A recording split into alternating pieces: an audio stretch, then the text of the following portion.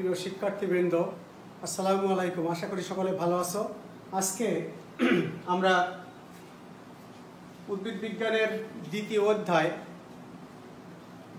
কোষ বিভাজন পড়াবো এবং আজকে মাইটোসিস এবং কোষ চক্র পড়াবো। পরের দিন আমরা মায়োসিস এবং অন্যান্যগুলো শেষ করব।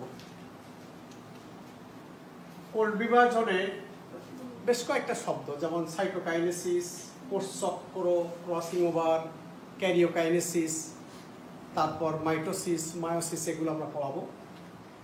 এখানে এসব কথাগুলো তোমরা জানো, এগুলো দরকার নেই। মাইটোসিস কোষ বিভাজন, আগে বলবো কোষ বিভাজন কাকে বলে। একটা কোষ থেকে দুটো কোষ না হলে তো আজকে আমি এত বড় হতাম না। একটা জাইগোট থেকেই এত বড় একটা হয়েছে, ছোট্ট একটা ভ্রূণ, তার থেকে এত বড় একটা আম গাছ। তো একটা কোষ থেকে দুটো কোষ, এইটাই তো কোষ বিভাজন। এইভাবে এত বড় একটা বটবৃক্ষ হয়ে থাকে। তাই কোষ বিভাজন কাকে বলে আগে আমি বলি। জীবদেহে কোষ বিভাজন একটি মৌলিক অত্যাবশ্যকীয় প্রক্রিয়া। এর মাধ্যমেই জীবের দৈহিক বৃদ্ধি ও বংশবৃদ্ধি ঘটে থাকে। তাহলে কোষ বিভাজন হলো যে প্রক্রিয়ায় জীবকোষের বিভক্তির মাধ্যমে একটি থেকে দুটি বা চারটি কোষের সৃষ্টি হয় তাকে কোষ বিভাজন বলে। এই যে দুটি বা চারটি বললাম, মাইটোসিস কোষ বিভাজনে দুটি, মায়োসিস কোষ বিভাজনে চারটি। যখন মায়োসিস পড়াবো ওই চারটির ব্যাখ্যা করব। কোষ বিভাজনের ফলে সৃষ্ট নতুন কোষকে, প্রথম যে কোষটা পুরাতন কোষ তাকে মাদার সেল, এবং যেটা সৃষ্টি হবে সেটাকে বলা হয় ডটার সেল বা অপত্য কোষ বলা হয়।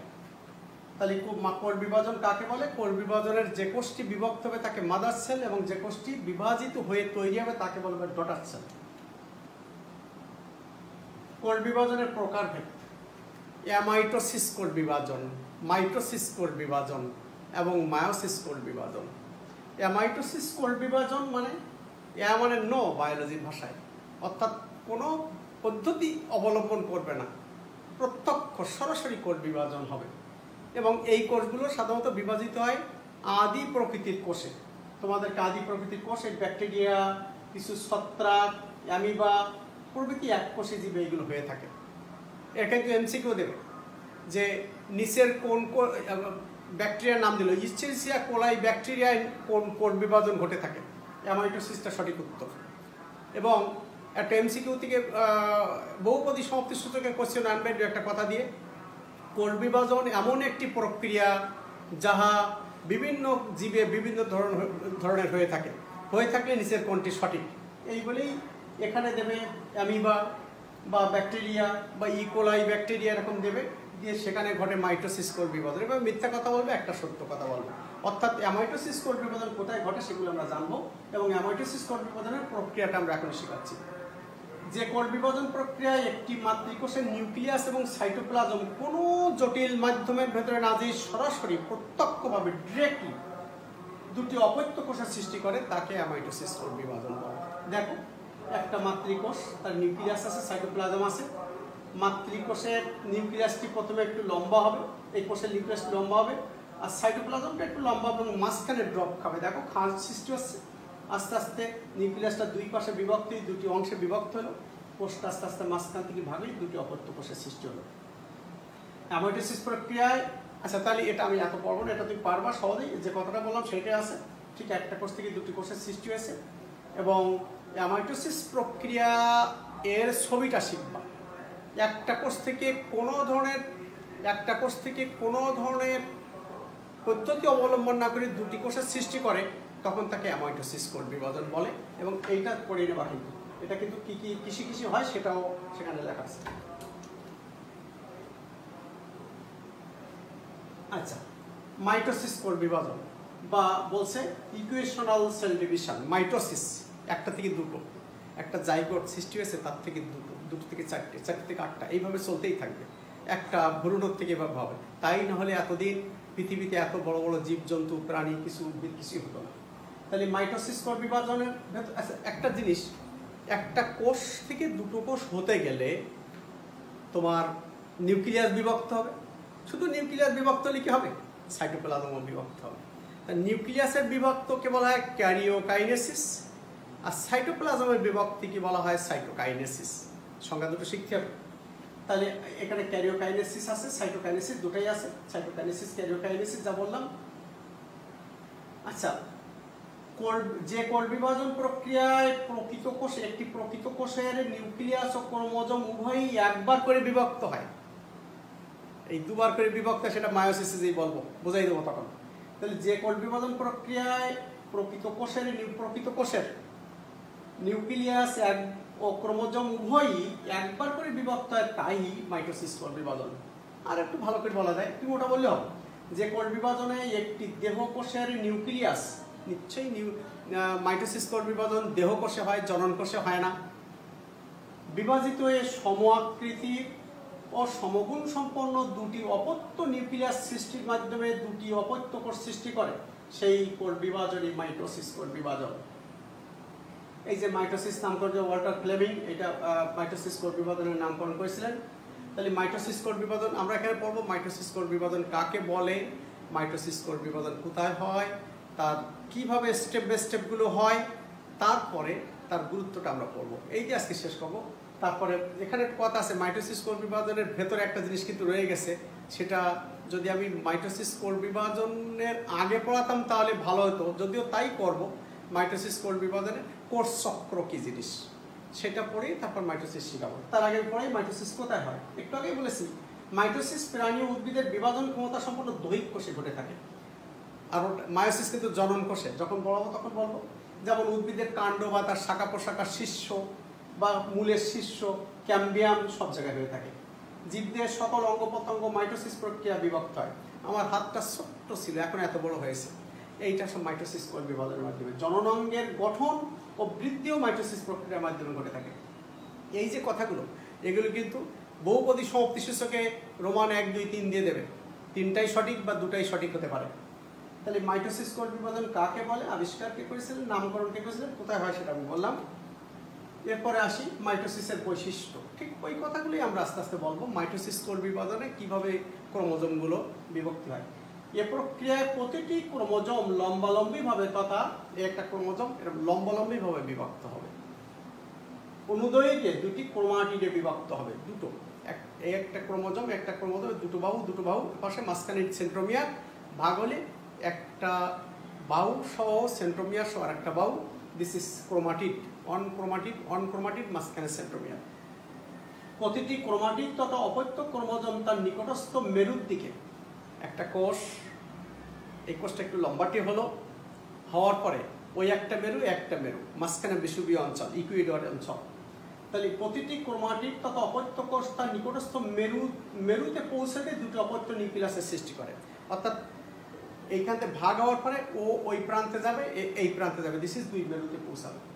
অপত্য কোষগুলো মাতৃকোষের সমগুণ সম্পন্ন, হুবহু মাতৃকোষের মতন হবে, কারণ জীবের বৈশিষ্ট্য নিয়ন্ত্রক জিনসমূহ বহনকারী ক্রোমোজোমগুলোর প্রতিটি লম্বালম্বিভাবে বিভক্ত হয়ে, এই যে লম্বালম্বিভাবে বিভক্ত হয়েছিল, দুটি অপত্য কোষের নিউক্লিয়াসে যায়। হুবহু মাতৃকোষের গুণাগুণ বৈশিষ্ট্য একই থাকবে। অপত্য কোষের ক্রোমোজোম সংখ্যা মাতৃকোষের ক্রোমোজোম সংখ্যা সমান থাকবে। অপত্য কোষ বৃদ্ধি পেয়ে মাতৃকোষের সমান আয়তনের হবে। ছোট্ট একটা কোষ থেকে মাতৃকোষ যত বড় ছিল, ঠিক তার বাইরে এত বড় একটা কোষ হবে না, হলে কিন্তু এটা অ্যাবনর্মালিটি হবে, কখনো হবে না। তাই মাইটোসিসের বৈশিষ্ট্য, এই যে বলছিলাম কোষ চক্র, মাঝখানে একটু পড়িয়ে নেব। মাইটোসিস পড়ার আগেই, ডিটেলস পড়ার আগে কোষ চক্র, সেল সাইকেল, কোষ সিকিউতে ক্ষয় কোশ্চেন আসবে, সেল সাইকেল বলতে কি বোঝায়, তখন কিন্তু ছবিও দিতে হবে, সংজ্ঞাও দিতে হবে, পারলে তার বৈশিষ্ট্য দিতে হবে বা গুরুত্ব দিতে হবে ছোট্ট করে। আর যদি বলে কোষ চক্র কি, তো শুধু সংজ্ঞায় দিবা। কোষ চক্র, সেল সাইকেল, একটি কোষ সৃষ্টি, এর বৃদ্ধি এবং পরবর্তীতে বিভাজনের তিনটি কাজ এ চক্রের মাধ্যমে সম্পন্ন হয়, বলা হয় তাকে কোষ চক্র। মানে একটা কোষ সৃষ্টি প্রথমে, তার বৃদ্ধি এবং পরবর্তীতে সেটা বিভাজন। আমি দেখাবো, এটা হাওয়ার্ড অ্যান্ড প্লেগ এটা করেছিল এই চক্রটা। তাহলে কোষ চক্র কাকে বলে আমরা বললাম। কোষ চক্রের সংজ্ঞা এখান থেকে এটুকু বললে হবে। কোষ চক্র দুটি প্রধান ধাপে বিভক্ত করা যায়, অর্থাৎ কোষের বিভাজন অবস্থাকে বলা হয় এম ফেজ বা মাইটোটিক ফেজ, বিভাজন পর্যায়ে। ওই যে মাইটোসিসের ভেতরে তোমরা জানো prophase, prometaphase, metaphase, anaphase, telophase, এই পাঁচটাকে এম ফেজ বা মাইটোটিক ফেজ। এর আগে একটা বড় জিনিস আছে, তুমি তোমার বাসায় কিছু লোককে দাওয়াত করলে, খাইতে সময় লাগে তো 15 মিনিট, রান্না করতে কিন্তু সকাল থেকেই প্রায় 12টা 1টা বেজে যায়। তাহলে কোষ চক্রের ক্ষেত্রে কোষ বিভাজনটা খুব অল্প সময়, অর্থাৎ খাওয়ার সময়টা খুব অল্প আর রান্না করার সময় অনেক বড়, সেটাকে বলা হয় ইন্টারফেস। এই যেখানে লেখা আছে, তাহলে আমরা কোথায় ছিলাম? এখানে বলছি মাইটোসিস বা এম ফেজ, আর এর পরবর্তী এই দুটি এম ফেজের মধ্যবর্তী অবিভাজন অবস্থাকে বলা হয় ইন্টারফেজ। মাইটোসিসের এই এম ফেজের সময় লাগে মাত্র, তথা মাইটোটিক ফেজে 5 to 10% সময়, টোটাল সময়ের 5 থেকে 10 ভাগ লাগে, বাকি 90 থেকে 95 ভাগ লাগে ইন্টারফেজের সময়। এই সেই কোষ চক্র দেখো, ভালো করে দেখা, এ কিন্তু অ্যারো দিতে হবে। তোমরা কিন্তু শুধু আমি পরীক্ষার খাতায় দেখেছি কোনো অ্যারো দাও না, জাস্ট একটা ওই কম্পাস দিয়ে একটা বৃত্ত এঁকে দাও, একদম just you will get round mark. Arrow দিতে হবে, অ্যারো অ্যারো অ্যারো, কেমন? তো দেখো, আমি যদি একটা গোল চক্র আঁকলাম, গোল চক্র আঁকার পরে এটুকুই মাত্র বিভাজন পর্যায়ে বা মাইটোটিক ফেজ, মাত্র 5 to 10% সময় লাগে। আর এখান থেকে এ পর্যন্ত একটা, এখান থেকে এ পর্যন্ত একটা, এখান থেকে এ পর্যন্ত একটা, এটা সমান, এটা একটু বড়। এইটা G1 বা গ্যাপ 1 সময় 30 to 40% সময় লাগে। আর আমরা কি ডিএনএ প্রতিলিপন করেছি না অনুলিপন? ডিএনএ যদি না ভাঙে তাহলে কোষ ভাঙবেই তো না, কোষ ভেঙে তো লাভও নেই। সেইটা কিন্তু এইটা এস ফেজ বা ডিএনএ প্রতিলিপন সময় 30 থেকে 50 মিনিট। তারপরে G2 বা গ্যাপ 2 সময় 10 থেকে 20 মিনিট। আমি এগুলো একটা একটা বলি, জেনেটিক এখানে কথা আছে। তাহলে কোষ চক্র কাকে বললাম? কোষ চক্রের পরে এই কোষ চক্রকে আমরা ওদিকে ইন্টারফেস দিয়ে শুরু করি। ইন্টারফেসের 3টা দিয়ে শুরু করি। ইন্টারফেস অবস্থাটি বেশ দীর্ঘ। ওই যে দাওয়াত করেছি, রান্না বান্না করতে সময় লাগবে বেশি, খাইতে সময় লাগবে অল্প, পরিবেশন করতে সময় লাগবে না মোটেও। পরবর্তী বিভাজন পর্যায়টিকে সুন্দরভাবে সম্পন্ন করার জন্য, অর্থাৎ এই বিভাজনকে সুন্দরভাবে সম্পন্ন করার জন্য এত কাজ। মেহমানকে ভালো খাবার খাওয়াইতে গেলে ভালো বাজার থেকে শুরু করে ভালো রান্না, এগুলো বেশ সুন্দর কাজ। এই সুন্দর কাজগুলো না হলে তো এটা ভালো হবে না, তাই বলছি। নিউক্লিয়াসে বহু গুরুত্বপূর্ণ ক্রিয়া বিক্রিয়া ঘটে থাকে ইন্টারফেজে। তাই ইন্টারফেজ অবস্থায় কোষের নিউক্লিয়াসকে বলা হয় বিপাকীয় নিউক্লিয়াস। এক কথায় বলা যায় এম ফেজ তথা মাইটোটিক ফেজকে সুসম্পন্ন করতে সব ধরনের প্রস্তুতি গ্রহণ করা হয় ইন্টারফেজ অবস্থায়। ইন্টারফেজকে সাধারণত 3টা উপভাগে ভাগ করা হয়, G1, S ও G2। যাক, আমরা আসি G1 বা গ্যাপ 1। আমি একটা কথা বলি, গ্যাপ 1 এর বৈশিষ্ট্য পড়বা। এ কিন্তু তোমার ডিটেলস বর্ণনা লিখতে হবে না। যদি কোষ চক্র বলতে কি বোঝায় তার সংজ্ঞা দিবা, সংজ্ঞা দেওয়ার পরে বলবা সেটা 3টা উপভাগে হয়ে থাকে, G1, S বা সিনথেটিক ফেজ, আর G2 বা গ্যাপ 2 ফেজ। কেমন? এই 3টা ফেজের কথা বলবা। এর এত বর্ণনা দিতে হবে না, কি বলবা তাই বলে দিচ্ছি। এখানে সংক্ষিপ্ত, এখানে সময় লাগে 30 থেকে 40% সময়, এখানে সময় লাগে 30 থেকে 50% সময়, এবং এখানে ডিএনএ প্রতিলিপন হয়ে থাকে, এবং এখানে সময় লাগে মাত্র 10 থেকে 20% সময় বোধ হয়, এবং সেটা মাইটোটিক কোষ বিভাজনের আগের অবস্থা। এইটুকু কথা বললে হবে। প্রত্যেকটা লেখবা, এত গল্প না, ছোট্ট একটু কথা লেখবা। প্রত্যেকটা লেখবা, একটা করে লাইন লেখবা, পাশাপাশি ছবিটাও দেবা, আর পারলে তার গুরুত্বটা দেবা। কোষ চক্র বলতে কি বোঝায় যখন বলে। তাহলে আমরা এই গ্যাপ 1 এই উপপর্যায়ে 30 থেকে 40% নট মিনিট, পার্সেন্ট, 100 মিনিট হলে তাকে মিনিট বলতে পারতে। এই উপপর্যায়ে ডিএনএ অনুলিপন হয় এবং এখানে 30 থেকে 50 ভাগ সময় লাগে টোটাল কোষ চক্রের। তারপর গ্যাপ 2, এখানে সেন্ট্রোমিয়ার মাইটোটিক, এখানে গ্যাপ 2 তে মাইটোসিস প্রবেশ করে, দেখি আছে কিনা। আচ্ছা, এখানে মাত্র সময় লাগে খুব অল্প সময়। এই সিটেকে কোথায় দিলাম,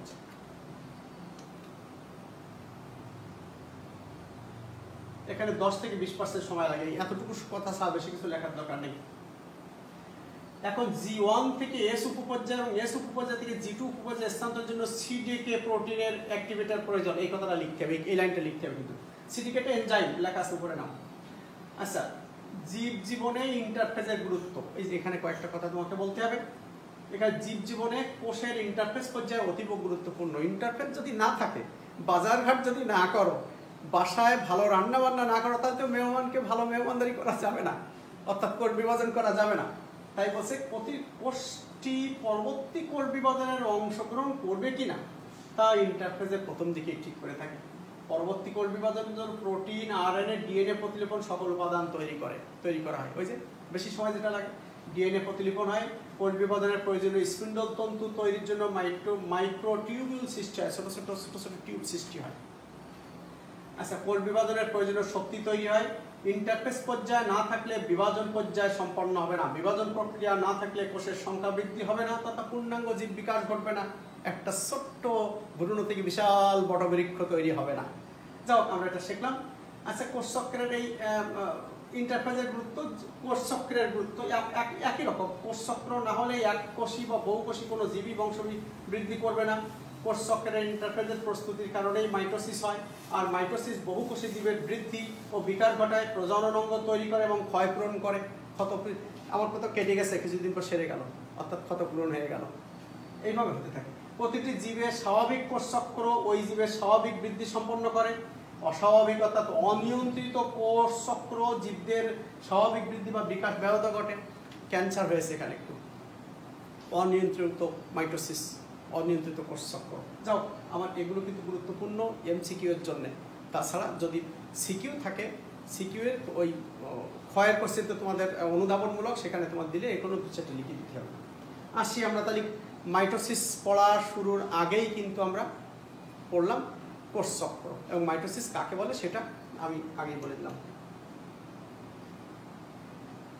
এখানে কিছু আছে যেমন এম ফেজ, তাহলে ওই কোষ চক্রের তিনটা সময় দিল, তারপর এম ফেজ বা মাইটোটিক ফেজ। এটা আগেই বলে দিয়েছিলাম যে 5 থেকে 10% সময় লাগে, এবং অর্থাৎ এভাবে ইন্টারফেস, তারপর এম ফেজ, আবার ইন্টারফেস, এইভাবে ইট ইজ কন্টিনিউইং। আর এম ফেজ মানেই মাইটোসিস কোষ বিভাজন। আর মাইটোসিস কোষ বিভাজন এইটা এই কয়েকটা আছে, এখানে বলবো। তার আগে একটু ক্যারিওকাইনেসিস কাকে বলে আবার বলে দিয়েছে। মাইটোসিস বলতে মূলত ক্যারিওকাইনেসিসকে বোঝায়, অর্থাৎ কোষের নিউক্লিয়াসের ভাগকে বলা যায়, বোঝা যায়। মাইটোসিস কোষ বিভাজনের যে বৃহৎ এবং জটিল পর্যায়ে একটি মাতৃকোষের অভ্যন্তরে একটি নিউক্লিয়াস থেকে দুটি অপত্য নিউক্লিয়াস উৎপন্ন করে তাকে ক্যারিওকাইনেসিস বলে। আমি তো আগেই বলেছি। কোষ বিভাজন একটি অবিচ্ছিন্ন এবং ধারাবাহিক প্রক্রিয়া। কোষ বিভাজন একটা অবিচ্ছিন্ন ধারাবাহিক প্রক্রিয়া। এটাকে কিন্তু আমরা বর্ণনার সুবিধার্থে 5টা ভাগে ভাগ করছি, বাস্তবে কিন্তু ভাগ করা যাবে না। আমরা ল্যাবরেটরিতে দেখাইছি যে একটা পেঁয়াজ যদি রাত 10টার সময় বালিতে পানি দিয়ে, মাটির পাত্রে বালিতে পানি দিয়ে রেখে দেই, তাহলে যে রুট বেরোবে ধরো রাত 2টা-3টার সময়, তখন যদি আমি ওই রুটটাকে রং করে সুন্দর করে ক্রোমোজোম দেখতে থাকি, তখন কিন্তু এই প্রোফেজ দেখা যাবে। আদারওয়াইজ পরের দিন সকাল 10টার সময় দেখলে এই প্রোফেজের স্টেপ দেখা যাবে না, এসব দেখা যাবে না। এর পরের স্টেপগুলো দেখা যাবে, ক্রোমোজোম বড় হয়ে যাবে। তা অর্থাৎ আমরা ছাত্রছাত্রীদের দেখানোর জন্য এই কাজটা করে থাকি যে ক্রোমোজোম কিভাবে মাইটোসিস কোষ বিভাজনে কিভাবে বিভাজিত হচ্ছে সেটা দেখাই। তাই তা যাও, আমরা বর্ণনা সুবিধার্থে এই মাইটোসিস কোষ বিভাজনকে 5টা দশায় ভাগ করি: প্রোফেজ, প্রোমেটাফেজ, মেটাফেজ, অ্যানাফেজ এবং টেলোফেজ। প্রথমে বলি প্রোফেজ। এই দেখো ইন্টারফেস, ওই যে কোষ চক্রের ইন্টারফেজ আসলো, তারপরে প্রোফেজ। আমি দেখে বোঝাই, প্রোফেজের ক্ষেত্রে ইন্টারফেজে কিন্তু নিউক্লিয় মেমব্রেন ছিল, নিউক্লিওলাস ছিল, ক্রোমোজোমগুলো সুতোর মতন সরু, জড়ানো পেঁচানো। বাট প্রোফেজে নিউক্লিয় মেমব্রেনটা প্রায় চলে যাচ্ছে, কর্পোরেটেড রিমার চলে যাচ্ছে, বিলীন হয়ে যাচ্ছে, নিউক্লিওলাসটা ছোট হয়ে যাচ্ছে, এবং ক্রোমোজোমগুলো দেখো লম্বা লম্বা হয়েছে এবং সেন্ট্রোমিয়ারও দেখা যাচ্ছে। তাহলে ক্রোমোজোমগুলো লম্বা, একটু মোটা, সেন্ট্রোমিয়ারটা দৃশ্যমান হবে, নিউক্লিয় মেমব্রেন বিলুপ্তির পথে এবং নিউক্লিওলাস আস্তে আস্তে বিলুপ্তির পথে। এই কথাগুলো এখানে লেখা আছে। কি করে হবে? এখান থেকে পানি বিয়োজন হবে, ডিহাইড্রেশন হবে। ডিহাইড্রেশন হওয়ার পরে কিন্তু এটা শুরু হবে। সবই দেহের ভেতর ঘটতেছে। তাহলে এখানে এই বৈশিষ্ট্যগুলো পড়বা, এই বৈশিষ্ট্যগুলোর থেকে কিন্তু এমসিকিউ দেবে। এবং মনে রেখো, এই যে 5টা স্টেপের এর শেষ লাইন সমান পরের স্টেপের প্রথম লাইন মতো। কেমন? সাইক্লিন ডিপেন্ডেন্ট কাইনেজ সিডিকে কর্তৃক কতক প্রোটিন ফসফোরাইলেশনের কারণে ক্রোমোজোম সংকোচন শুরু হয়। এই যে ক্রোমোজোমগুলো সংকোচন শুরু মোটা হলো, এবং কতক প্রোটিনের ফসফোরাইলেশনের কারণে নিউক্লিয়ার এনভেলাপ, এই যে নিউক্লিয়ার এনভেলাপ, এই যে এটা নিউক্লিয়ার এনভেলাপটা বিলুপ্তি হতে থাকে। এ পর্যায়ে প্রতিটি ক্রোমোজোম সেন্ট্রোমিয়ার ব্যতীত, দেখো আমি আবার যাই, দেখো এখানে ক্রোমোজোমের সেন্ট্রোমিয়ার দেখা যাচ্ছে না, এখানে ক্রোমোজোমের সেন্ট্রোমিয়ার দেখা যাচ্ছে এবং মাঝখান থেকে কিন্তু ভাগ হয়েছে। এ পর্যায়ে প্রতিটি ক্রোমোজোম সেন্ট্রোমিয়ার ব্যতীত লম্বালম্বিভাবে বিভক্ত হয়ে গেছে। দেখো এখান থেকে এই পর্যন্ত হয়েছে, এখান থেকে এই পর্যন্ত হয়ে গেছে। সেন্ট্রোমিয়ার ব্যতীত লম্বালম্বিভাবে দুইটি সূত্রে বিভক্ত হয়ে থাকে, প্রতিটি সূত্রকে ক্রোমাটিড বলে। তাহলে এই যে ভাগ করছিলাম মাঝখানে সেন্ট্রোমিয়ার, এপাশেরটা ক্রোমাটিড, এপাশেরটা ক্রোমাটিড, এপাশেরটা ক্রোমাটিড, এপাশেরটা ক্রোমাটিড। ক্রোমোজোমগুলো আদ্য পর্যায়ে ক্রোমাটিডে বিভক্ত হলেও, মানে প্রথম অবস্থায় এই প্রোফেজে বিভক্ত হলেও আলোক অনুবীক্ষণ যাতে আমরা যে সাধারণ মাইক্রোস্কোপ দেখি সাধারণত অবিভক্ত মনে হয়, বোঝা যায় না। এ পর্যায়ে স্পিন্ডল তন্তু সৃষ্টির সূচনা ঘটে। এই শব্দটা কিন্তু আসবে এমসিকিউতে। মাইটোসিস কোষ বিভাজনের কোন পর্যায়ে, নিচের কোন পর্যায়ে স্পিন্ডল তন্তু সূচনা সৃষ্টি হয়? দেখবে প্রোমেটাফেজ। তোমার কিন্তু ভালো করে পড়া না থাকলে বৈশিষ্ট্য দিতে পারবে না। স্পিন্ডল তন্তু মানে কি? মাকু যন্ত্র। টেক্সটাইল মিলে সুতা পেঁচিয়ে যখন কাপড় তৈরি করে তখন দুই মাথা সরু, মাঝখানে মোটা। তোমরা তাঁতিদের কাছেও দেখেছো যে এভাবে টান দেয়, এভাবে টান দেয়, স্পিন্ডল যন্ত্র এভাবে যাওয়া আসা করে এবং সুতো পেঁচে যায়। তো এখানে স্পিন্ডল যন্ত্রের মতোই সৃষ্টি হয়, আল্লাহর সৃষ্টি এটা হয়ে থাকে। প্রোমেটাফেজ পর্যায় আমরা ছবি দেখাবো। প্রোমেটাফেজ পর্যায় ছবিটা দেখা যাবে। এই যে প্রোমেটাফেজ পর্যায় দেখো, ফার্স্ট ক্লাস একটা স্পিন্ডল তন্তু সৃষ্টি হয়েছে, স্পিন্ডল যন্ত্র, তাই না? Spindle apparatus. এবং সেই যে ক্রোমোজোমগুলো আগে রেখেছিলাম, দেখো নিউক্লিয় মেমব্রেনটা প্রায় চলে যাচ্ছে, যাচ্ছে ভাব, এখানে নাই। নিউক্লিয় লাশও লুপ্ত হয়ে যাচ্ছে, বিলুপ্ত হয়ে যাচ্ছে। ক্রোমোজোমগুলো খাটো মোটা হয়েছে এবং আরও বেশি ক্রোমাটিড বাহুগুলো বেশি ফাঁক হয়েছে। এখনও সেন্ট্রোমিয়ারগুলো কিন্তু এক রয়েছে এবং এই কোষের মাঝখানে তথা বিষুবীয় অঞ্চলে, ইকুইটর অঞ্চলে, বিষুবীয় অঞ্চলে এইগুলো ড্যান্স করছে। দেখো এই যে এটার নাম স্পিন্ডল যন্ত্র আর এটা স্পিন্ডল ফাইবার। এই সুতোগুলোর মতন স্পিন্ডল ফাইবার, তার একটা গায়ে লেগে রয়েছে এবং একটা লেগে রয়েছে, যেটা মাঝখানে বিষুবীয় অঞ্চলে ড্যান্সিং করছে। এখানে লেখা আছে কোথাও ড্যান্সিং করছে। নিরক্ষীয় অঞ্চলে বা বিষুবীয় অঞ্চলে, স্পিন্ডল যন্ত্রের বিষুবীয় অঞ্চলে ক্রোমোজোমের বিন্যস্ত হওয়াকে মেটাকাইন, ও একটা শব্দ আছে এখানে, মেটাফেজ পর্যায়ে, মেটাফেজ পর্যায়ে আছে। প্রোমেটাফেজের কথা বলছি। স্পিন্ডল যন্ত্র সেন্ট্রোমিয়ারের কাইনেটোকোর মর্টর প্রোটিনের সূত্র থাকে। এই প্রোটিন এডিপি ভেঙে এডিপি এবং ইনঅর্গানিক ফসফেট সৃষ্টি করে। এই শক্তি খরচ করে ক্রোমোজোম মাইক্রোটিউবুল ধরে রাখতে পারে। ওসব কথা না, তোমার এখানে কথা আছে জানতে হবে বৈশিষ্ট্যটা কি। বৈশিষ্ট্য এই যে প্রোফেজ পর্যায়ের পরবর্তী এবং মেটাফেজ পর্যায়ের অগ্রবর্তী পর্যায়কে প্রোমেটাফেজ বলে। প্রোফেজের একেবারে শেষ দিকে উদ্ভিদ কোষে কতগুলো তন্তুময় প্রোটিনের সমন্বয়ে দুমেরুদিকে স্পিন্ডল যন্ত্রের সৃষ্টি হয়। এ পর্যায়ে প্রথম দিকে স্পিন্ডল যন্ত্রের তন্তুগুলোর আঘাতে নিউক্লিয়ার এনভেলাপ হয়ে দেখলাম ডট হয়ে গেছে, এনভেলাপ বিলুপ্ত হতে থাকে এবং নিমিষেই বিলুপ্ত হয়ে যায়। এ পর্যায়ে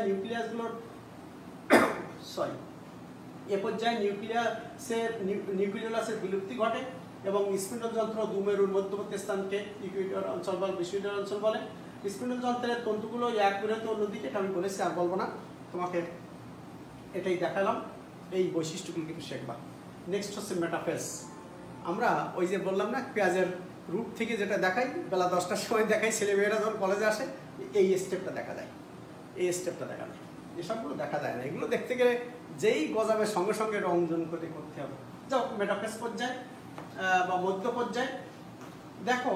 মেটাফেজ পর্যায়ে তোমার মেরু, দুই মেরু সরু ট্রাকশন ফাইবার সৃষ্টি হয়েছে এবং এর থেকে আরো মোটা হয়ে গেছে, একেবারে মাঝখানে রয়ে গেছে। দেখো মাঝখানে রয়ে গেছে এবং ক্রোমোজোমগুলো, বাহুগুলো কত মোটা হয়ে গেছে এবং এরপরে ছাড়িয়ে যাবে। এখানে বলছে এই নিরক্ষীয় অঞ্চলে বা বিষুবীয় অঞ্চলে থাকে স্পিন্ডল যন্ত্রের বিষুবীয় অঞ্চলে ক্রোমোজোমের বিন্যাস হওয়াকে, এই যে এইখানে থাকাকে বলা হয় মেটাকাইনেসিস। কাকে বলে? সংজ্ঞা দেবে। মেটাকাইনেসিস কি?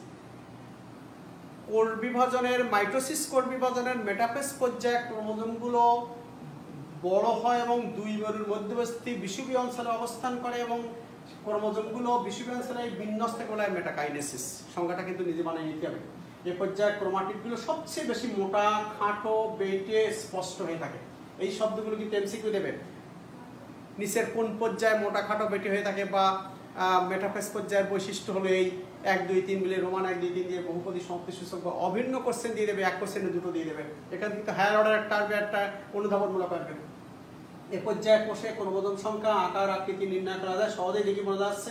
মেটাফেজ পর্যায়ে শেষ ভাগে প্রতিটি সেন্ট্রোমিয়ার সম্পূর্ণ বিভক্তি, ঠিক আছে শেষ পর্যায়ে আমি বলেছি এর শেষ লাইন সমান পরেরটা প্রথম লাইন, সেন্ট্রোমিয়ার বিভক্ত হয়ে যাবে। আমি দেখাই, এই যে হয়ে গেল অ্যানাফেজ পর্যায়ে, অর্থাৎ গতি পর্যায়ে, কোষের গতি এসে গেল, কোন ভাগ হতে থাকলো। সেন্ট্রোমিয়ারের পৃথক হওয়ার সাথে সাথেই এই যে সেন্ট্রোমিয়ার পৃথক হয়ে আমরা ধরো একটা কাঁচের মার্বেল, তাতে একটা ফিতা বেঁধেছি, লাল ফিতা বেঁধে এবার ওই যে আমরা এবার ছোটোকালে খেলতাম তীরবাস, এই যে ছুঁড়ে দিলাম, ফিতা আগে যাবে না মার্বেলটা আগে যাবে, নিচে ফিতাটা আগে যাবে, এই মার্বেলটা আগে যাবে, দেখো সেই মার্বেলটা আগে ফিতাটা পেছনে।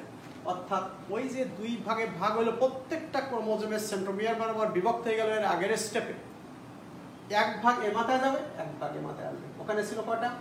এখানে ছিল দুটা, এখানে দুটো, চারটে, এখানে যাবে চারটে, যেটা আটটা হয়ে গেছে। তাই বলছে সেন্ট্রোমিয়ারের পূর্ণ বিভক্তির ফলে প্রতিটি ক্রোমাটিড একটি অপত্য ক্রোমোজোমে পরিণত হয়। দেখো অপত্য ক্রোমোজোমে বিভক্ত হয় এবং প্রতিটি অপত্য ক্রোমোজোম এদের নিকটস্থ মেরুর দিকে ধাবিত হয় এবং অপত্য ক্রোমোজোমের মেরু অভিমুখী চলনে সেন্ট্রোমিয়ারই অগ্রগামী ভূমিকা পালন করে এবং বাহুদায়ক অনুগামী হয়। এই ক্ষেত্রে বি কেয়ারফুল, এখানে কিন্তু প্রশ্ন দেবে। দেখো কেউ ভির মতন, কেউ এল এর মতন, কেউ আই এর মতন, কেউ জে এর মতন। তাহলে এই কথাগুলো দেবে যে ভি বা এল আকৃতির ক্রোমোজোম দেখা যায়। এবার যদি সিকিউতে বলি আমরা বা এমসিকিউতে বলি, বেশিরভাগ এমসিকিউতে দেওয়া হয় যে কোষ বিভাজনের এমন একটি পর্যায়ে, জীবদেহে কোষ বিভাজনের এমন একটি পর্যায় বিদ্যমান যেখানে ক্রোমোজোমগুলো কখনো কখনো স্পিন্ডল যন্ত্রের সৃষ্টি করে বা কখনো ক্রোমোজোমগুলো বিষুবীয় অঞ্চলে অবস্থান করে, আবার কোনো কোনো পর্যায়ে ওয়া ভি জে আই এল আকৃতি ধারণ করে। আচ্ছা প্রশ্ন, এটা কিন্তু উদ্দীপক। এবার বহুপদী সমাপ্তি সূচক, ওই যে ভি জে আই এল একটা, এখানে তোমার নিয়ে যাবে জ্ঞান অনুধাবন হায়ার অর্ডারে। এবং ওই প্রথম যেটা বললাম যে বিষুবীয় অঞ্চলে এটা কোন অঞ্চল হয়ে থাকে, প্রোফেজ, মেটাফেজ, প্রোমেটাফেজ, অ্যানাফেজ, টেলফেজ প্রত্যেকবার আনবে, এই নিয়ে তোমাকে বিপদে ফেলবে। তাই বলছি এগুলো তোমাকে ভালো করে শিখতে হবে এবং ছবিগুলো শিখতে হবে, ছবিগুলো আঁকাও শিখতে হবে। কারণ সিকিউতে দেবে, যেমন একটা দিয়ে দিতে পারি, সাপোজ 2n, বোর্ড হলে দেখাতে হবে 2n থেকে অ্যারো দিলাম n, এটা চিত্র পি, আরটা দিল 2n, তারপর দিল এইভাবে দিল 2n থেকে n, আবার n থেকে n, ওটা দিল কিউ। তাহলে একটা মায়োসিস, একটা মাইটোসিস, ওই পাশে একটা মায়োসিস, এই পাশে একটা মাইটোসিস, এইভাবে দেবে। তখন তাদের ব্যাখ্যাটা কাটবে বা তখন একটা স্টেপের বর্ণনা চাবে। তো অর্থাৎ তোমাকে বৈশিষ্ট্য পড়তে হবে, ছবি আঁকাও শিখতে হবে। অথবা সিকিউ এর গয়ে বলবে যে পি চিহ্নিত টি চিহ্নিত চিত্রসমূহ অঙ্কন করো, তখন এইগুলো স্টেপ বাই স্টেপ আঁকতে হবে এবং এগিয়ে একটা থেকে একটা যা আসতেছে তুমি এইভাবে আঁকবা। বা প্রোমেটাফেজ, মেটা না, প্রথম হচ্ছে প্রোমেটাফেজ, মেটাফেজ, অ্যানাফেজ, টেলোফেজ, এইভাবে দেওয়ার পরে হ্যাঁ এইভাবে এরোতে দেখাই দিবা যে পরপর আসতেছে। তাহলে আমি অ্যানাফেজ বললাম, এরপরে আসছি আমরা টেলোফেজ। ওই যে দুই পাশে সরে গেছিল আগেরটায়, তাই তো আগেরটা সরে দেওয়ার পরে এই টেলোফেজটা এটাই। এবার এখান থেকে এইগুলো আবার পানি ঢুকবে, জলযোগ, হ্যাঁ হাইড্রেশন, এবার হাইড্রেশন, আগে ছিল ডিহাইড্রেশন। জলযোগের পরে আস্তে আস্তে নিউক্লিয় মেমব্রেনের সৃষ্টি হবে, তারপর ক্রোমোজোমগুলো আস্তে আস্তে পানি গ্রহণ করে সরু হবে এবং নিউক্লিওলাসের সৃষ্টি হবে। আর এই যে এটার নাম কি বলে, স্পিন্ডল তন্তুগুলো আস্তে আস্তে বিলুপ্ত হবে এবং দুটো কোষের, একটা কোষের ভেতর দুই প্রান্তে যাবে, মাঝখানে একটা কোষ প্লেট সৃষ্টি হবে। তাহলে আমরা অ্যানাফেজের পরে বর্ণনাটা করতে যাই। টেলোফেজ পর্যায়ে, কোষ বিভাজনের এ পর্যায়ে অপত্য ক্রোমোজোমসমূহ দুটি বিপরীত মেরুর দিকে অবস্থান নেয়। এ পর্যায়ে ক্রোমোজোমগুলোতে আবার জলযোগ হবে, ফলে এরা ক্রমান্বয়ে প্রসারিত হবে, গায়ে মোটা মানে ফেপি বড় হবে, ফুলে ফেপি। ক্রোমোজোমগুলো ক্রমশ সরু লম্বা হতে থাকে এবং অদৃশ্য অস্পষ্ট হতে থাকে, আর দেখা যাবে না। এ পর্যায়ে শেষের দিকে দুই মেরুতে ক্রোমোজোমগুলো চারদিকে নিউক্লিয়ার এনভেলপ সৃষ্টি হবে, দেখালাম। এবং স্যাট ক্রোমোজোমের গঠনের সময় পড়িয়েছো তোমরা, ক্রোমোজোমের গৌণ কুঞ্চনের নিউক্লিওলাসের পুনরাবির্ভাব ঘটবে, ফলে দুই মেরুতে দুটো অপত্য নিউক্লিয়াসের সৃষ্টি হবে, স্পিন্ডল ফাইবারগুলো ধীরে ধীরে বিলুপ্তি হবে। তাহলে এ পর্যন্ত ছিল এই স্টেপগুলো। তারপর এইবার সাইটোকাইনেসিস মানে সাইটোপ্লাজমের বিভাজন, এটা আমি আগেই বলেছি। অর্থাৎ নিউক্লিয়াসের বিভাজন ক্যারিওকাইনেসিস হলো। এইবার কোষের ভেতরে নিউক্লিয়াস যখন তৈরি হলো তখন কোষকে গঠন করতে কিন্তু সাইটোপ্লাজমের ভেতরে বিভিন্ন অঙ্গাণু থাকবে, mitochondria, Golgi body, endoplasm, reticulum, lysosome, ribosome ইত্যাদি। এই আস্তে আস্তে সাইটোকাইনেসিস সৃষ্টি, মাঝখান থেকে কোষগুলোর সৃষ্টি, একটা থেকে দুটো কোষের সৃষ্টি হয়ে গেল। এইভাবেই একটা কোষ থেকে দুটো কোষের সৃষ্টি হয়ে যাবে। এটা আমরা আজকে দেখাবো না। তাহলে মাইটোসিসের গুরুত্ব বা তাৎপর্য বা প্রয়োজনীয়তা, এই বড় বড় হেডলাইন শব্দগুলো দিয়ে কিন্তু আমি সিকিউ তৈরি করব বা এমসিকিউ দেব। যেমন জীবদেহে মাইটোসিস খুবই গুরুত্বপূর্ণ, দেহ গঠন ও দৈহিক বৃদ্ধি, বহু লেখা আছে এখানে, বংশবৃদ্ধি, জননাঙ্গ সৃষ্টি ও জনন কোষের সংখ্যা বৃদ্ধি, নির্দিষ্ট আকার আয়তন রক্ষা, নিউক্লিয়াস ও সাইটোপ্লাজমের ভারসাম্য রক্ষা, ক্রোমোজোমের সমতা রক্ষা, ক্ষতস্থান পূরণ, ক্রমাগত ক্ষয় পূরণ, পুনরুদ্ধার, গুণগত বৈশিষ্ট্য স্থিতিশীলতা রাখা, এগুলো বৈশিষ্ট্য পড়লে। আমি বললাম জীবদেহে বিভিন্ন অঙ্গাণু সৃষ্টির জন্য এমন একটি গুরুত্বপূর্ণ পদ্ধতি অবলম্বন করা হয়, বললাম না, যাহা দ্বারা একদিকে যেমন জননাঙ্গ সৃষ্টি ও জনন কোষের সংখ্যা বৃদ্ধি হয়, অপরদিকে জীবের কোনো ক্ষতস্থান পূরণ করে। ক, কোষ বিভাজন কি? খ, কোষচক্র বলতে কি বোঝায়? গ, উদ্দীপকে উল্লিখিত পদ্ধতিটির চিহ্নিত চিত্র অঙ্কন করো। ধারাবাহিক চিহ্নিত চিত্র, ওই যে মাইটোসিসের কোষ বিভাজনের ধাপগুলো।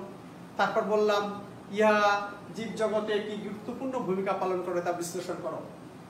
আমি ওই গয়ের প্রশ্নে লিখতাম উদ্দীপকে উল্লিখিত অঙ্গনকে মাইটোসিস কোষ বিভাজন প্রক্রিয়া নির্ণয় চিহ্নিত চিত্র, ওই যে কটা চিত্র পরপর কিন্তু খাতায় বলতে পারো স্যার এক পাতায় তো ধরবে না, যাবা পরের পাতায়, কিন্তু বি কেয়ারফুল, এইভাবে আরো দিবা, একটা থেকে এইভাবে আরো দিবা, একটা থেকে একটা সৃষ্টি হয়েছে, এবং তলে লিখবা মাইটোসিস প্রক্রিয়ার বিভিন্ন ধাপসমূহ, আর ওই ডান পাশে যে লেবেলিং করা আছে ওগুলো দিবা। আর তারপর বলবা উদ্দীপকের মাইটোসিস কোষ বিভাজনের গুরুত্ব, তাৎপর্য বা প্রয়োজনীয়তা উল্লেখ করার পরে এগুলো সব আবার দিবা। ক্লিয়ার? তারপর আসি আমরা এবার অনিয়ন্ত্রিত মাইটোসিস। মাইটোসিস যখন নিয়ন্ত্রণভাবে দেহের ভেতর কাজ করে না, তখন কি হয়? কোষের সংখ্যা বেড়ে যাবে, ক্যান্সার সৃষ্টি হবে। সেটাই বলছে কোষের অভ্যন্তরীণ ও বাহ্যিক বিভিন্ন ফ্যাক্টর দ্বারা নানাবিধ কারণ হতে পারে। অভ্যন্তর কোষের ভেতরে অটোমেটিক হতে পারে, বাহ্যিক আমি সিগারেট খাচ্ছি, আমি আরও আনুষঙ্গিক অন্যান্য কিছু কাজ করছি যেগুলো আমার দেহের জন্য করা ঠিক না, স্বাস্থ্যবিধি মানলাম না আর কি। অভ্যন্তরীণ ও বাহ্যিক বিভিন্ন ফ্যাক্টর দ্বারা মাইটোসিস নিয়ন্ত্রিত হয়। কোনো কোনো কারণে এই নিয়ন্ত্রণ অকার্যকর হলে অনিয়ন্ত্রিত মাইটোসিস ঘটে থাকে, ফলে টিউমার, ক্যান্সার ইত্যাদি হয়ে থাকে। কোথাও একটা টিউমার হলো, এটা ক্যান্সার রোগে ক্যান্সার কোষের সিডিকে নিয়ন্ত্রণ নষ্ট হয়ে যায়, তখন P53 নামক প্রোটিন সাধারণত কোষকে বিভাজন হতে বিরত রাখায় এই ভূমিকা পালন করে। এটি ডিফেক্টিভ হলে কোষ চক্র নিয়ন্ত্রণ হারিয়ে ফেলে, কোষ চক্র তখন অলরেডি এটা হয়ে থাকে। তাহলে অনিয়ন্ত্রিত মাইটোসিস কাকে বলে, কিভাবে হয়, কোষের মৃত্যু হয়, এইসব কথাগুলো এখানে আছে। যাক, আজকে শেষ করলাম। সকলকে ধন্যবাদ। আগামী দিন মায়োসিস কোষ বিভাজন পড়াবো, এবং মায়োসিসের পরে আস্তে আস্তে আমি পড়াবো। তবে তৃতীয় অধ্যায়টা আমি পড়াবো না, কারণ তৃতীয় অধ্যায়টা তোমার আমি ক্লাসে পড়েছি, তারপর বই সব শেষ করার পরে আমি আবার তৃতীয় অধ্যায় পড়াবো। সকলে ভালো থাকো।